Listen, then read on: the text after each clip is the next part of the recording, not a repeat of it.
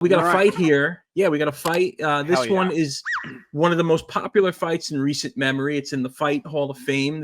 We have to do it. Finally get to it. It's not Malice in the Palace, but this is a big one. It's Odor versus Bautista. And I thought, let's do a big one tonight, and let's get the fans watching. Let's check this out. So here's the pitch, and this all started in the middle of a play. You see Bautista with a hard slide into Odor, and in the middle of the play, while the game was still going on, they're going at it. And you don't see it from that. Let me see. Do you see it from this? No, you don't see it. No, you don't see it from this angle. So this was in the mid-2010s when the Rangers and the Blue Jays met in the playoffs a few times in a row, if I'm not mistaken. So there kind of was a little bit of a rivalry here. Here we go. The shove. Oh, that Bautista. That hit is legendary. Odor. Future Yankee. Well, he eventually became, now he's a former Yankee, but yeah, he clocked him perfect. The only thing close to that kind of punch was the Tim Anderson fight, where Tim Anderson got knocked out. We'll get to that one eventually, maybe later in the winter. I don't know, but this hit is legendary. This is in that like top tier. Right up there with like another one we haven't done, the Nolan Ryan one. This one is one of those ones you reference this to a baseball fan. This has been almost 10 years since this happened, and people are like, "Oh yeah, that hit was great." Yeah, Odor fucking knocked him on his ass. Like, well, and also we've talked about this on the show before, Brian, where we have our theory that somebody who grew up in a not so nice area, like the poorer somebody grew up, the more they can fight. It is very clear that Odor grew up in a rough household, because he gave the shove and textbook just clocked him. Like it was not even like no hesitation, good form, all that stuff. Oh yeah, no, he definitely like through that, like he definitely had like flashbacks to when his dad was mad at him for changing the channel. I'm watching Oprah. Put it back. But no, I mean, this hit, like I already have like my rating like for this. So this is like, and like, I mean, I wish I saw. I mean, you kind of wish there was more of like a brawl with like, well, let's see, like the whole. There really wasn't a brawl. It was kind of like you mentioned the Tim Anderson one. It was just one guy was clearly a better fighter than the other. There wasn't a need for a brawl. Yeah, the spill out was just long. It's still, this isn't even the replay. Well, but this is the replay, but like it's still the same. It's just dudes jawing and like Bautista literally in pain. He's like, ow, jawing and jaw pain, both. Yeah. No, you see a lot of people, and Bautista's trying to act tough. It's like, dude, you just got clocked, my dude. Like, I mean, the fact that he's still conscious from it, I give him credit for it. I don't know if I would have been, for being real, because that was a really good hit. Let's go back to. I'm trying to see the actual punch. They didn't think. Okay, so this is the replay that we all saw over and over when this happened.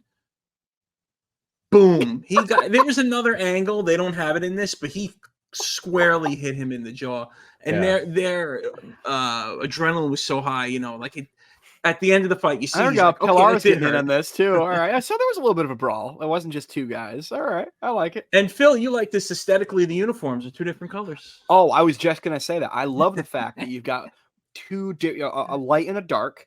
And there's no matching involved. You know who to hit. When you come running in from the bullpen, you just look down. Okay, I've got my lights on. I'm hitting anybody wearing blue. Let's rock. Like that. It's good. It's good for the fight. It's good for me. It's good for the entertainment value.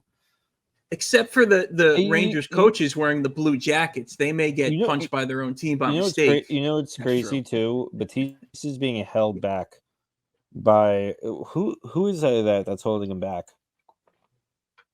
His grandmother. No wait, who was it? Oh, he's being held back by somebody on Texas. Yeah. I didn't see the name, but Oh, yeah. I give Pilar credit, man. Pilar was taking on like three guys right there. That was pretty nice. But that's like he can put aside like the team rivalry for a minute to be like, dude, you got knocked the fuck out. You can't go back. You can't go back. Like I'm doing this for your own safety. You're done. You're out. Now you lost. Like whoever wins aside, you got knocked. 100%, Brian. Because you're right. Because it's Beltray. The initial. It's Beltray. Yeah. If you look at the initial the instigation where with the slide and the thing. I mean, Odor knew what he was doing. He gets up, he shoves him, and then Bautista goes to come forward, he just decks him. And so that would have just happened again. He would have gotten close and then gotten punched in the face again. It would have just happened twice. So yeah, I agree with you, Brian, that's he was saving him from himself pretty much. Well, I don't know if the rule, we would have to look up if the rule came out after this fight, but now they have the in the neighborhood call because they cracked down on rough slides in the second. And now you don't even have to touch second base. It's the in the neighborhood, which was like a street ball rule for, playing in the schoolyard. But now it's like a real rule. If the second baseman catches it, he doesn't have to touch the base for his own safety, And I'm wondering if this fight was a part of that decision making. That's an interesting theory. Yeah. Interesting as you yawn. It feels like Mike is late. Well, no, we're recording late in the East Coast because we had A. Marie on. She's on Mountain Time, so that's why we had to do it so late today. We're on Mountain Time, yeah. This was good. This was good. It was a good fight. Can we get one more? Can we get one more replay of the actual hit? Yeah. Before we go, I feel like I've watched a lot of guys talking. I want some action here. Yeah. Here we go. There we go. Yeah, because you see, he shoves him. Then Bautista comes forward. He just gets clocked. Brought to you by Dr. Pepper. He clocked him.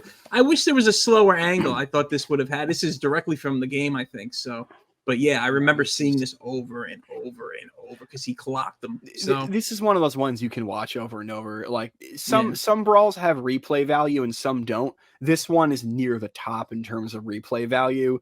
I'm gonna give this one of 9.5. This is a classic. I mean, you could. The only thing that would make it a 10 is if there was, the cops involved or like something got lit on fire. This is one of the all-time greats. 9.5. Brian, you said you already had your rating. What do you got? Yeah, I mean, I see why you would give it like such a high rating, because the punch is legit. I'm gonna give it an 8. I think this is like definitely like in like the Nosebleeders caliber Hall of Fame. This is a great connect. I guess like why I don't give it as high of a rating as Phil is because like I wanted to see like I always like to see more violence, like more breakouts between people, like especially in a bench clearing brawl. Like especially I always go back to like when there was like that huge fight with Doc Gooden too, and also like the fight where Daryl Strawberry got held back. Like it's just like one of those things. Like those are the fights that I really like to see.